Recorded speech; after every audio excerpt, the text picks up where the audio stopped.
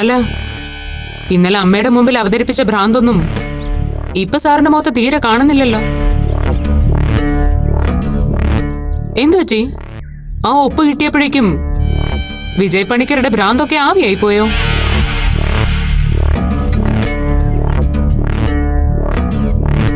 ഇങ്ങോട്ട് മാറാനല്ലേ പറഞ്ഞത്? ഇല്ല സാറേ, ഈ ഗേറ്റ് ഇനി തുറക്കണമെങ്കിൽ നിങ്ങൾ ആദ്യം പെട്ടിയും പ്രമാണം എടുത്ത് റൂമിൽ പോണം. ഇന്നു മുതൽ വിജയ് പണിക്കർ ഹൗസ് അറസ്റ്റില്ല. പണ്ട് എന്നെ റൂമിൽ ലോക്ക് ചെയ്തിട്ട് VP സാറ് വീടിന് കാവലെന്നത് ഓർമ്മയുണ്ടോ? ഇതിപ്പോ എന്റെ ഊഴോ. ഇനി VPയെ മുറിയിൽ പൂട്ടിയിട്ട് അപ്പു ഈ വീടിന് കാവലിരിക്കാൻ പോവാ. അങ്ങനെ സ്വന്തം കാര്യം മാത്രം സാധിച്ചിട്ട് VPക്ക് മാത്രമായിട്ടൊരു രക്ഷപ്പെടൽ വേണ്ട. നീ മാറില്ല അല്ലേ? എങ്കിൽ പിന്നെ അറിഞ്ഞിട്ടെന്നെ കാര്യം.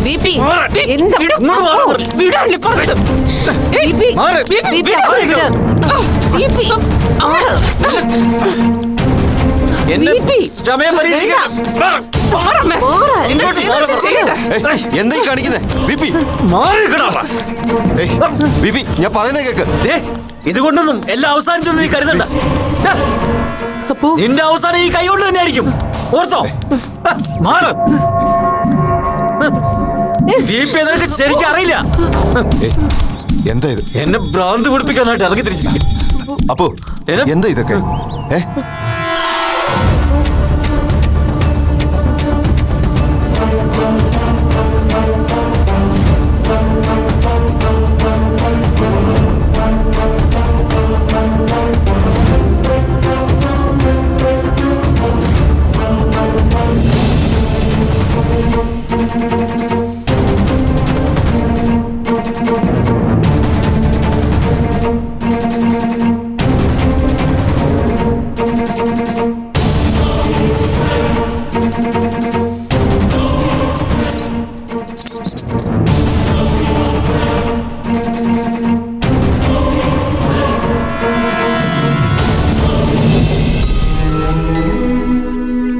ഈ അവസ്ഥയെ എന്തു പറഞ്ഞാണ് ഗീതയെ സമാധാനിപ്പിക്കേണ്ടതെന്ന് എനിക്കറിയില്ല.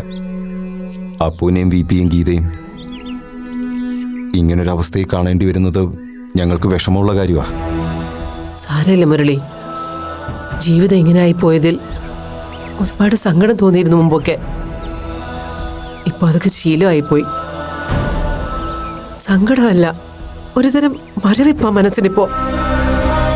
ഓരോ ദിവസവും എങ്ങനെയൊക്കെ കഴിച്ചു കൂട്ടുന്നു, അത്രമാത്രം. ഗീത, ചോദിക്കുന്നുണ്ടൊന്നും തോന്നരുത്.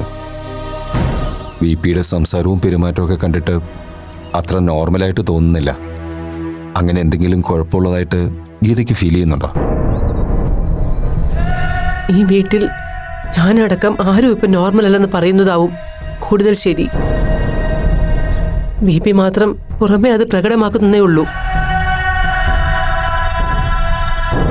നശിച്ചു പോയി മുരളി.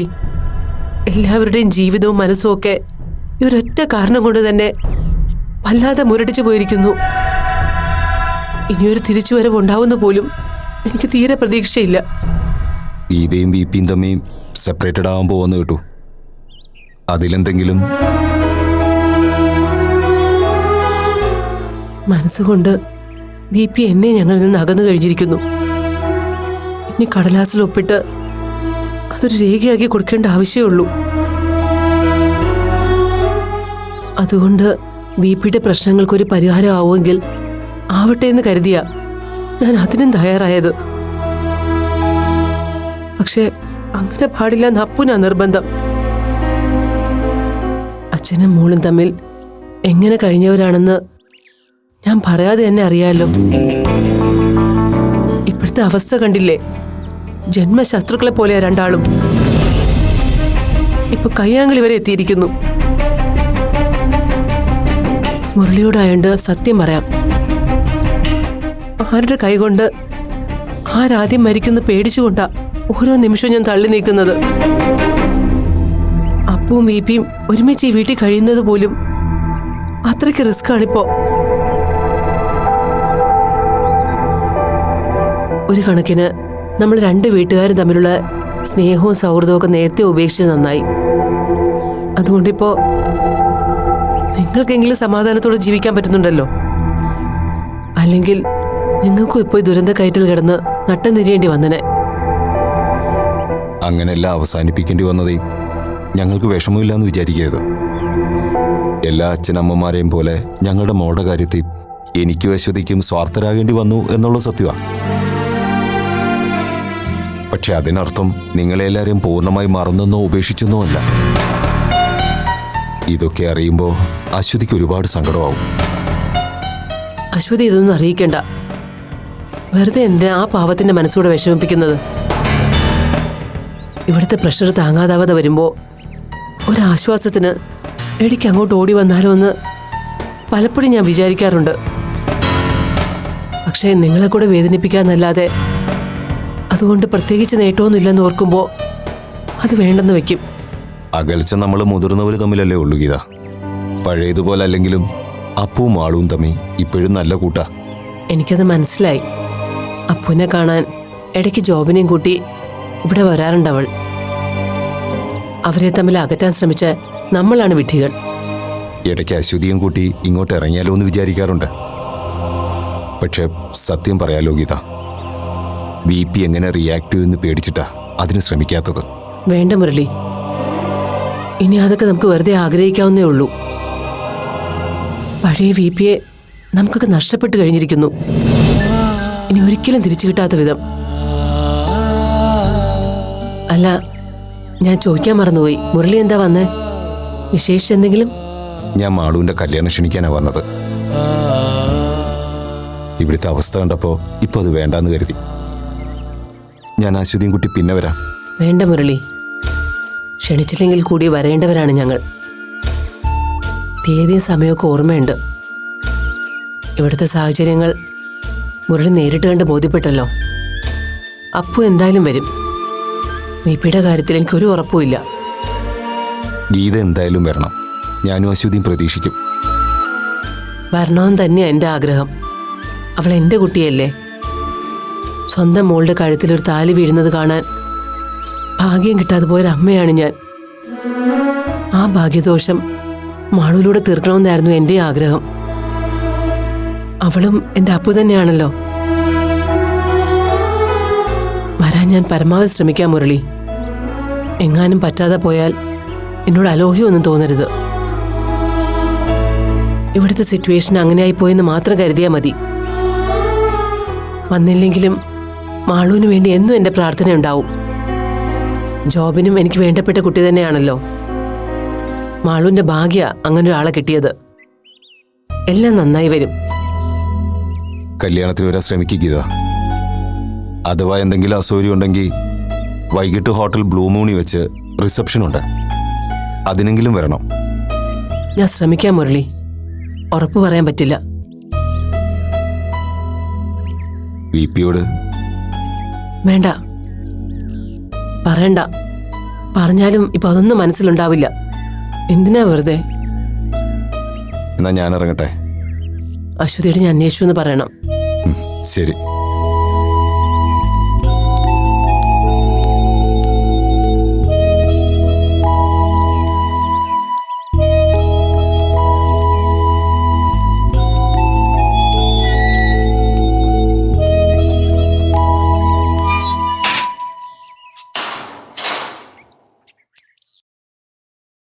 കേട്ടിടത്തോളം കാര്യങ്ങൾ കുറച്ച് കോംപ്ലിക്കേറ്റഡ് ആണല്ലോ. അറിഞ്ഞോ അറിയാതെയോ അപ്പു കൊടുക്കുന്ന ഓരോ ഷോക്ക് ട്രീറ്റ്മെൻറ്റും VP സാറിൻ്റെ കാര്യത്തിൽ അല്പം ഓവർഡോസ് ആയിപ്പോയോ എന്നൊരു സംശയത്തിലാണ് ഞാൻ. അങ്ങനൊരു സംശയം എനിക്കും ഉണ്ട് സാർ. അതുകൊണ്ടാ ഇനിയും VPയെ ശല്യം ചെയ്യാൻ പോകണ്ടെന്ന് ഞാൻ അപ്പുവിനോട് പറഞ്ഞത്. VP ആകെ ഒരു പാനിക് സിറ്റുവേഷനിലാ. പുറമേ ഈ വിഭ്രാന്തിയൊക്കെ കാണിക്കുന്നുണ്ടെങ്കിലും VPക്ക് ഉള്ളിൽ ചില ഹിഡൻ അജണ്ട ഉള്ള പോലെ എനിക്ക് തോന്നുന്നത്. അമ്മയുടെ കയ്യിൽ നിന്നും ആ എഗ്രിമെന്റ് സൈൻ ചെയ്ത് വാങ്ങുമ്പോഴും പിന്നീട് ആരും അറിയാതെ ഇവിടുന്ന് രക്ഷപ്പെടാൻ നോക്കുമ്പോഴും ഈ പറഞ്ഞ അബ്നോർമാലിറ്റീസ് ഒന്നും VPക്കില്ലായിരുന്നല്ലോ. ഞാനത് കണ്ടുപിടിച്ചു എന്നായപ്പോ ബുദ്ധിപൂർവം ഒരു പാനിക് സിറ്റുവേഷൻ ക്രിയേറ്റ് ചെയ്തു. അത് ബോധപൂർവം ക്രിയേറ്റ് ചെയ്ത ഒന്നായിട്ടാണ് എനിക്ക് തോന്നുന്നത്. നോ അപ്പു, അവിടെയാണ് വി പി സാറിനെ മനസ്സിലാക്കുന്നതിൽ അപ്പുവിന് തെറ്റുപറ്റിയെന്ന് ഞാൻ പറയുന്നത്. താൻ പറഞ്ഞതുപോലെ വി പി ഒളിച്ചോടാൻ ശ്രമിച്ചത് തന്നെയാണ്. അവസരം കിട്ടിയ ഇനിയും അതിന് ശ്രമിക്കുന്നുള്ള കാര്യവും ഉറപ്പാണ്. പക്ഷേ വി പി സാറ് രക്ഷപ്പെടാൻ ശ്രമിക്കുന്നത് ഈ വീട്ടിൽ നിന്ന് മാത്രമേ രക്ഷപ്പെടാനല്ല, അയാളിൽ നിന്നുകൂടി ഓടി രക്ഷപ്പെടാൻ നോക്കുക. അത്തരം കടുത്ത ഒരു മാനസിക സംഘർഷത്തിലാണ് ആ മനുഷ്യൻ. Yes, he's in trouble. അപമാനഭാരത്തിനും കുറ്റബോധത്തിനിടയിലൂടെയുള്ള ഒരു നൂൽപാലത്തിലൂടെയാണ് ഇപ്പോ ബി പിയുടെ സഞ്ചാരം. ഒരിക്കൽ കാല് വഴുതി വീണ പിന്നെ ആളെ രക്ഷിച്ചെടുക്കുക അത്ര എളുപ്പമുള്ള കാര്യമായിരിക്കില്ല. സർ, ഒരു സംശയം. ഇത്രയും പേടിയും കുറ്റബോധവും ഉള്ള ഒരാൾ എന്തിന് സ്വന്തം ജീവിതത്തിൽ നിന്ന് കുടുംബത്തെ ഒഴിവാക്കണമെന്ന് ഇങ്ങനെ വാശി പിടിക്കുന്നു? എന്റെ കാര്യം വിട്ടേക്ക്, അമ്മ എന്തിനു ഒഴിവാക്കണം? അതൊക്കെ വി പി സ്വമനസാലെ എടുത്ത തീരുമാനമാണെന്നാണോ അപ്പു ധരിച്ചിരിക്കുന്നത്? ഒരിക്കലുമല്ല. അപ്പൂൻ അമ്മ തരുന്ന പിന്തുണയും സ്നേഹവും വി പി സാറിനെ വല്ലാതെ ഭയപ്പെടുന്നുണ്ട്. അമ്മ അപ്പൂനോടൊപ്പം ഉള്ളിടത്തോളം കാലം അപ്പു തൻ്റെ ജീവിതത്തിൻ്റെ ഭാഗമായിരിക്കുമെന്ന് നല്ല ബോധ്യമുണ്ട് അദ്ദേഹത്തിന്. അതൊഴിവാക്കാനാണ് ഗീതാ മേഡത്തിനെയും സ്വന്തം ജീവിതത്തിൽ നിന്ന് മാറ്റി നിർത്താൻ ശ്രമിക്കുന്നത്. പക്ഷെ തമാശ എന്താന്ന് വെച്ചാൽ ഇതൊക്കെ ചെയ്യുമ്പോഴും താൻ തൻ്റെ കുടുംബത്തോട്, പ്രത്യേകിച്ച് ഭാര്യയോട് ചെയ്യുന്നത് അങ്ങേയറ്റത്തെ നീതികേടാണെന്ന് വി പി സാറിന് അറിയാമെന്നുള്ളതാ. ആ കുറ്റബോധമാണ് നിങ്ങളുടെ പ്രസൻസിൽ നിന്ന് ഓടി ഒളിക്കാൻ അദ്ദേഹത്തെ വല്ലാതെ പ്രേരിപ്പിക്കുന്നത്. അതാണ് ഞാൻ പറഞ്ഞത്, ദുരഭിമാനവും കടുത്ത കുറ്റബോധവും ആ മനസ്സിന്റെ സമനിലയാകെ തെറ്റിച്ചിരിക്കുന്നതെന്ന്. സാർ, ബി പിക്ക് വേണ്ടി ഉടനെ എന്തെങ്കിലും ചെയ്യാൻ കഴിഞ്ഞില്ലെങ്കിൽ ആദ്യം ഞാൻ അദ്ദേഹമായിട്ടൊന്ന് സംസാരിച്ചു നോക്കട്ടെ. അതിന് ബി പി സമ്മതിക്കുമെന്ന് എനിക്ക് തോന്നുന്നില്ല സാർ. അഥവാ സംസാരിക്കാൻ സമ്മതിച്ചാൽ തന്നെ. മനസ്സിലായി. അതൊന്നും ഞങ്ങൾ കാര്യമാക്കാറില്ല. ഞങ്ങളെ പോലുള്ളവർ ഇതൊക്കെ നിത്യവും കാണുന്നതല്ലേ. It's part of the game. Madam please come. തൽക്കാലം അപ്പോട് നിന്നാ മതി. ആദ്യം ഞാൻ ബി പിയുമായിട്ടൊന്ന് തുറന്ന് സംസാരിക്കാൻ പറ്റുന്നൊന്ന് ശ്രമിച്ചു നോക്കട്ടെ.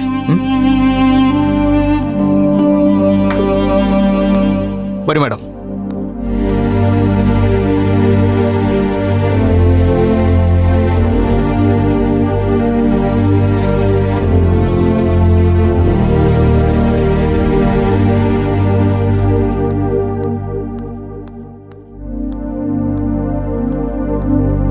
സാർ, അതാ റൂം. ആ,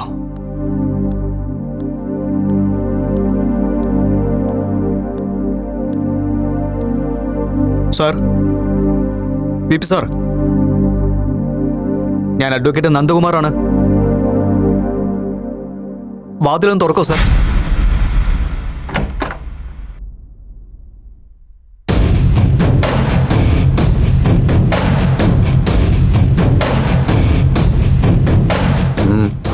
എന്തു വേണം? എനിക്ക് സാറിനോട് കുറച്ച് കാര്യങ്ങൾ സംസാരിക്കണമെന്നുണ്ട്. എന്നോടോ? അതെ. അറിയോ? എന്നോട് തന്നെയാണോ നിങ്ങൾക്ക് സംസാരിക്കാനുള്ളത്? അല്ലെങ്കിൽ ഞാൻ സാറിന് ബുദ്ധിമുട്ടിക്കില്ലായിരുന്നല്ലോ. എങ്ങനെയകത്തേക്ക് വരും? നമുക്ക് പുറത്ത്, ഐ മീൻ വരാന്തയിലും മുറ്റത്തോ വെച്ച് സംസാരിക്കാം. കുറച്ച് കാറ്റും വെളിച്ചൊക്കെ കിട്ടുമായിരുന്നു. ഏയ്, പുറത്തേക്ക് ഇറങ്ങാൻ എനിക്ക് അനുവാദമില്ല. യുനോ, ഞാനിവിടെ ഹൗസ് അറസ്റ്റില്ല. ഈ മുറിക്ക് പുറത്തു പോരുതെന്നാണ് എൻ്റെ ഭാര്യയുടെയും മിസ്റ്റർ അപ്പുവിൻ്റെയും ഓർഡർ. ഞാനായിട്ടത് വയലേറ്റ് ചെയ്യുന്നത് ശരിയല്ലല്ലോ. വിരോധമില്ലേ? അകത്തേക്ക് വരൂ, വരൂ. Sure, come on. ഇരിക്കൂ. ഇരിക്കൂ.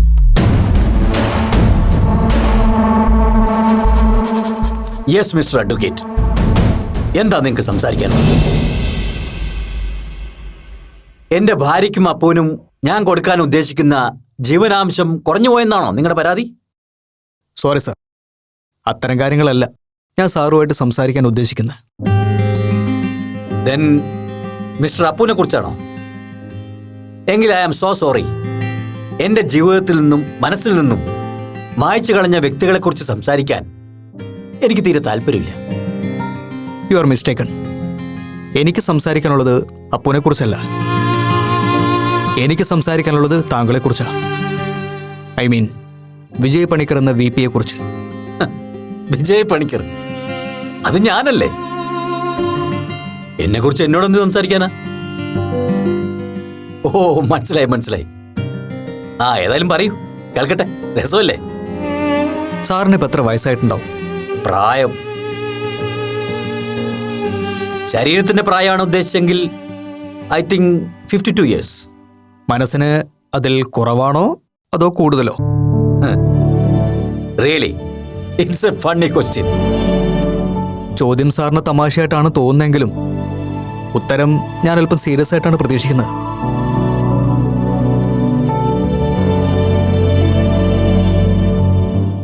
കുറവായിരുന്നു കുറച്ചു നാൾ മുമ്പ് വരെ. പക്ഷേ ഇപ്പം മനസ്സിന്റെ പ്രായം വല്ലാണ്ട് കൂടി പോയിരിക്കുന്നു. തനിച്ച് നടക്കാനാവാത്ത വിധം. വക്കീലേ, നമുക്ക് ഈ ചോദ്യോത്തര പരിപാടി ഒരു ഗെയിം ഷോ ആക്കിയാലോ? മനസ്സിലായില്ല. വക്കീൽ ഒരു തമാശ ചോദ്യം എന്നോട് ഇങ്ങോട്ട് ചോദിച്ചു. ഞാൻ സീരിയസ് ആയിട്ടൊരു ഉത്തരം അങ്ങോട്ട് പറഞ്ഞു. ഇനി മുഴുവൻ വക്കീലില്ല. സമ്മതിച്ചോ? സമ്മതിച്ചു. ചോദ്യം: ഈ ആൾക്കാർ ആത്മഹത്യ ചെയ്തതിന്റെ കാരണം എന്താ? ചോദ്യം തമാശയാണെങ്കിലും ഉത്തരം സീരിയസ് ആയിരിക്കണം കേട്ടോ. It depends. കടം, നൈരാശ്യം, പ്രണയപരാജയം, മടുപ്പ്, വിഷാദം, അങ്ങനെ ഉത്തരങ്ങൾ ഒരുപാടുണ്ടാവും പറയാൻ. വക്കീലിന് തെറ്റി. ഇതിനൊറ്റ ഉത്തരവേ ഉള്ളൂ. ശരീരത്തിനു മുമ്പേ മനസ്സ് ചത്തു. ചത്താൽ ചീയും, ചീഞ്ഞാൽ നാറും. ആ ദുർഗന്ധം ചുറ്റുവട്ടം മുഴുവനെത്തും. അങ്ങനെ ആവാതിരിക്കാൻ ജീവനുള്ള ശരീരത്തെ ഇല്ലാതാക്കുന്നു. അതാണ് സത്യം. You got it. സാർ, ഞാൻ വന്നത് വിജയ് പണിക്കരെ കുറിച്ച് സംസാരിക്കാനല്ലേ. ഇപ്പൊ പറയാനുള്ളതും അറിയാനുള്ളതും എല്ലാം അറിഞ്ഞു കഴിഞ്ഞു എന്നാണ് എന്റെ വിശ്വാസം. ഇനിയിരിക്കുന്നത് നമുക്ക് രണ്ടുപേർക്കും ടൈം വേസ്റ്റാ. ശരിയല്ലേ വക്കീലേ? നമ്മുടെ ഈ അഭിമുഖ സംഭാഷണം എത്ര നീട്ടിയാലും കുറുക്കിയാലും ഒറ്റ ചോദ്യത്തിലേ അത് അവസാനിക്കുമെന്ന് എനിക്കറിയാം. അപ്പുവിനെ എന്തുകൊണ്ട് എനിക്കൊരാണായിട്ട് അക്സെപ്റ്റ് ചെയ്തുകൂടാന്ന്? ശരിയല്ലേ? അതിനൊരൊറ്റ ഉത്തരവേ ഉള്ളൂ. അവൾ ജനിച്ചത് പെണ്ണായിട്ടാണ്. പെണ്ണായി പറന്നാൽ പെണ്ണായി വളരണം, പെണ്ണായി മരിക്കണം. ആണാണെങ്കിൽ അങ്ങനെ. വെണ്ണ ഉരുകിയ നെയ്യേ ആവാവൂ, നെയ്പായസമാകരുത്. അതിന്റെ കൂട്ടു വേറെയാ. മനസ്സിലായോ? ഇനി ചോദ്യങ്ങളൊന്നും ഇല്ലെങ്കിൽ വക്കീലിന് പോവാം. ചെല്ല്.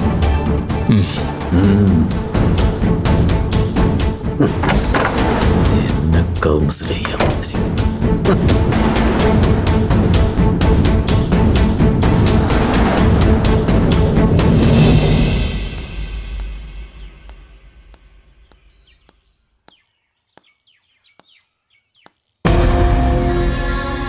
എന്തായി സാർ? VP എന്ത് പറഞ്ഞു? മാഡം, നമ്മൾ ഉദ്ദേശിച്ചതിനേക്കാൾ വളരെ സങ്കീർണമായ അവസ്ഥയിലൂടെയാണ് VP സാറിൻ്റെ മനസ്സ് ഇപ്പം കടന്നുപോയിക്കൊണ്ടിരിക്കുന്നത്. താൻ അടിയുറച്ച് വിശ്വസിക്കുന്ന ചില കാര്യങ്ങളിൽ നിന്ന് മനസ്സുകൊണ്ട് വ്യതിചലിക്കാൻ VP സാറിന് ഒരിക്കലും കഴിയുന്നില്ല. അത് കഴിയാത്തതാണ് സാറിൻ്റെ യഥാർത്ഥ പ്രശ്നം. അതിനുവേണ്ടിയുള്ള ശ്രമങ്ങൾ പോലും സാറിന് ആക്സെപ്റ്റ് ചെയ്യാനാവുന്നില്ല എന്നുള്ളതാണ് സത്യം. അപ്പോ VPയുടെ അപ്പൂന്റെയും കാര്യത്തിൽ ഒരു കോംപ്രമൈസ് ഒരിക്കലും നടക്കില്ലെന്നാണോ സാറ് പറയുന്നത്? ഇപ്പൊ അതിനെക്കുറിച്ചല്ല മാഡം നമ്മൾ ചിന്തിക്കേണ്ടത്. ഞാൻ പറഞ്ഞല്ലോ, VP സാറിന്റെ മനസ്സ് വളരെ ദുർഘടം പിടിച്ച വഴിയിലൂടെയാണ് ഇപ്പൊ സഞ്ചരിച്ചുകൊണ്ടിരിക്കുന്നത്. ഭയപ്പെടുത്താൻ വേണ്ടി പറയല്ല, ഏത് നിമിഷവും അത് പൂർണ്ണമായിട്ട് കൈവിട്ട് പോയേക്കാം. അങ്ങനെ സംഭവിച്ചാൽ കാര്യങ്ങൾ അത്ര ശുഭകരമായിരിക്കില്ല.